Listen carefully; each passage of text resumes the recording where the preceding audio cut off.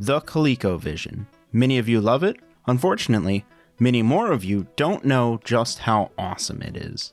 Let's fix that.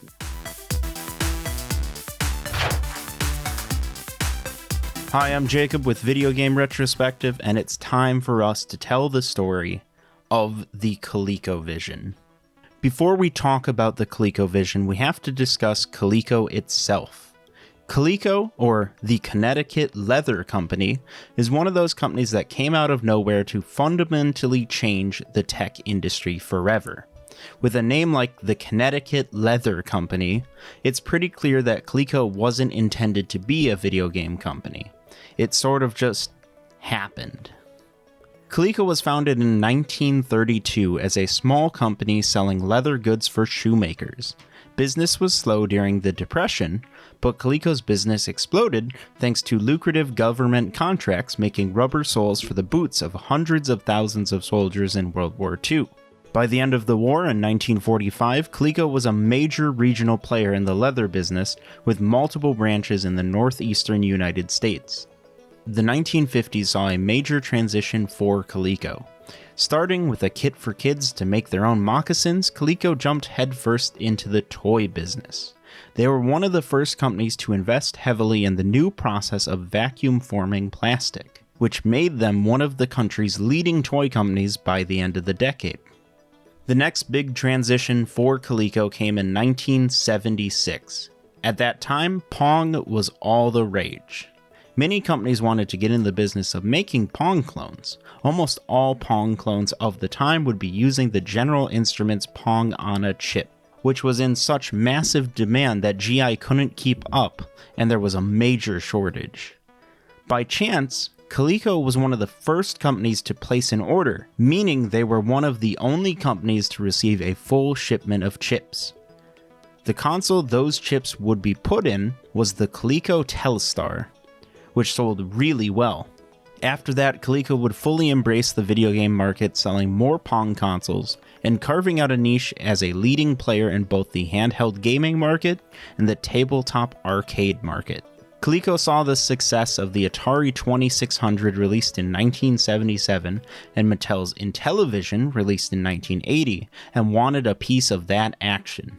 They would release their own cartridge-based video game console with a goal of being better than the competition in every single way in August 1982. That system would be the Colecovision.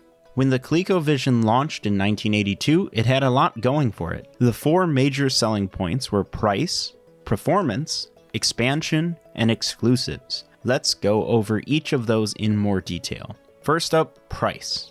The Colecovision launched at a price of $175. That's just under $500 in today's money. In comparison, the prices for Mattel's Intellivision and the Atari 2600 fluctuated wildly between $100 and $200, with various packages and sales. That meant that the Colecovision was a pretty tempting offer, since for not much more money, you could get a much more advanced system with a very important pack-in game we'll get to later. The only system that really competed with the Colecovision for the high-end gaming market was the Atari 5200, which was based on Atari's computer line from 3 years earlier. Not only did it cost considerably more at a starting price of $269.99, but it was also the Atari 5200. One of the worst consoles ever made. Next, performance. When it came to comparing the compatibilities of the system to the competition, there's no contest. The Colecovision wins in every single category. Both the Intellivision and Atari VCS were designed in the 70s, with both companies having to forge ahead with radical new ideas and new technologies. In comparison, when Coleco started designing their system, the market was much more established. This meant Coleco had a much wider selection of components to choose from that were both more powerful and cheaper. Coleco would use the Zilog Z80 processor, which would prove to be one of the most popular processors of all time. This would be paired with the most RAM yet included on a console, with 1K of general RAM and 16K of video RAM, with an 8K ROM.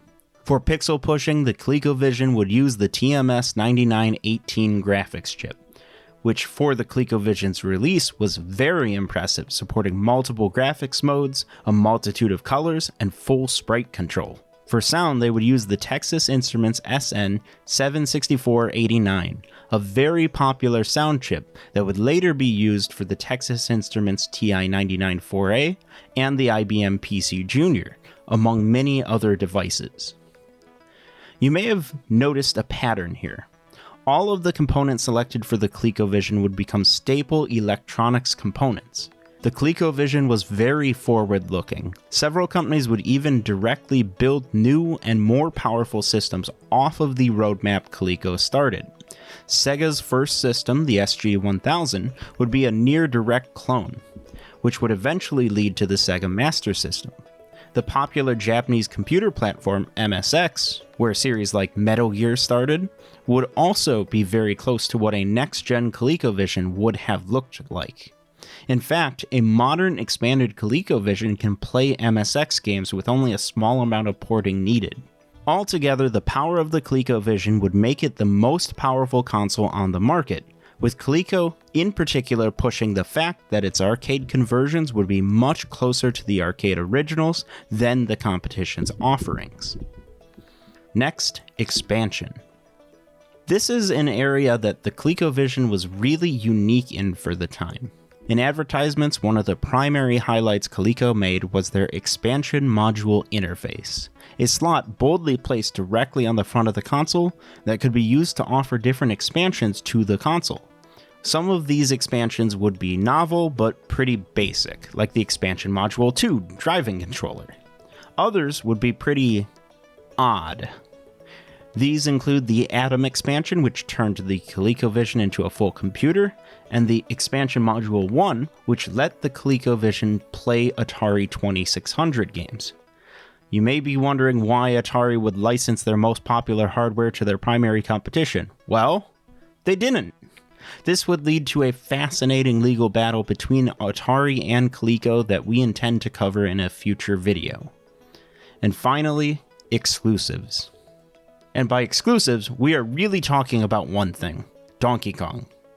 Released in 1981, Donkey Kong was a sensation in arcades, rivaling even Pac-Man's iconicness. Fans were eagerly awaiting the release of home versions of the game.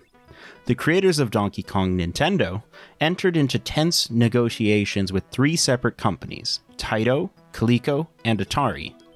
In the end, Coleco would secure the exclusive rights to publish Donkey Kong on any home video game console. Atari, however, would win the consolation prize of rights to publishing the game to computers.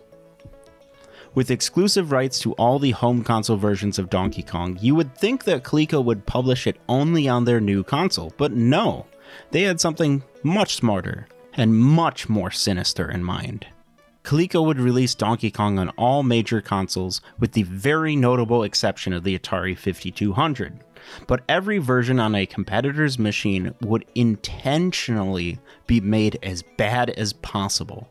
What better way to demonstrate that your console is the best than to make awful ports of the hottest game on the market on every other system? With every other console version being awful, and Donkey Kong being included as a pack-in title on the ColecoVision for its launch in August 1982, the ColecoVision would fly off shelves as the hottest tech device to find under the Christmas tree. Coleco sold well over 500,000 consoles in that first holiday season, which was a record up to that point. It was easily set up to overtake even Atari in overall sales and become the leading video game platform of the next decade, and one of the best-selling consoles of all time. Except, well, the ColecoVision only sold around 6 million systems worldwide in its entire lifespan. That's not a horrible number, but it's really not reflective of the massive start the system had. What happened? A lesser channel would chalk the ColecoVision failure as a direct result of the infamous video game crash of 1983. While that's not really the case, Coleco was actually in much better shape than either Atari or Mattel going into the crash, and in fact, 1983 would see an overall increase in ColecoVision sales. and those sales would continue to be strong even into 1984. No, the ColecoVision's downfall, as well as the downfall of the entire company of Coleco, would come from something else: the Adam. The Adam was Coleco's next big thing. Essentially, it was a ColecoVision expanded into a full computer. The home computer market was something Coleco was really interested in entering due to their success with video games, and the computer market becoming mature and mainstream. Compared to the other computers of the time, the Adam would be cheaper, more powerful, easy to use, come with a printer, and would even be able to play all of your ColecoVision games, as well as new, even more advanced tape-based games. If excitement for the launch of the ColecoVision was a 10 out of 10, then the hype for the Adam would be a 20 out of 10. Surely the Adam would launch Coleco to new heights. Except for one problem. The Adam turned out to be the worst computer ever released. It had so many problems, it's ridiculous. I made a video over on our tech channel talking about the Adam in more detail, where I listed out everything that went wrong with the Adam. It's not a short list. The failure of the Adam would lose Coleco millions upon millions of dollars.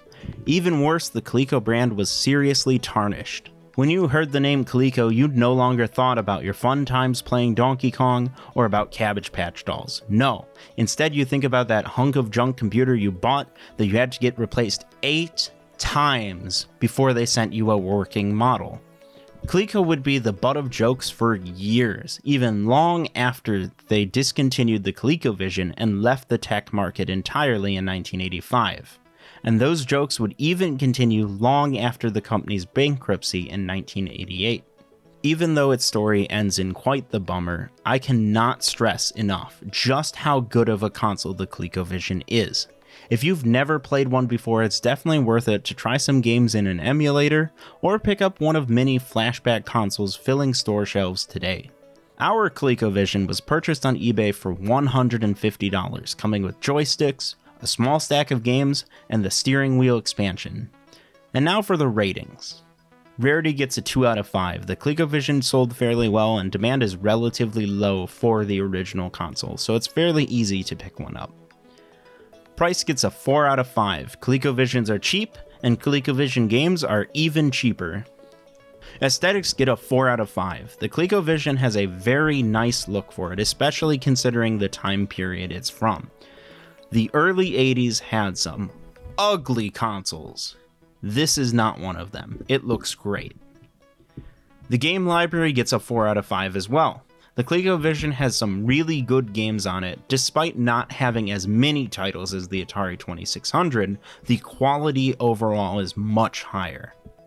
And finally, convenience. Convenience gets a 3 out of 5. You're still going to have some issues connecting your ColecoVision to a modern TV, but you can simply resolve that by buying a nice flashback console. Just don't cheap out. Well, that's all I have for you guys today. I hope you enjoyed this look at the ColecoVision.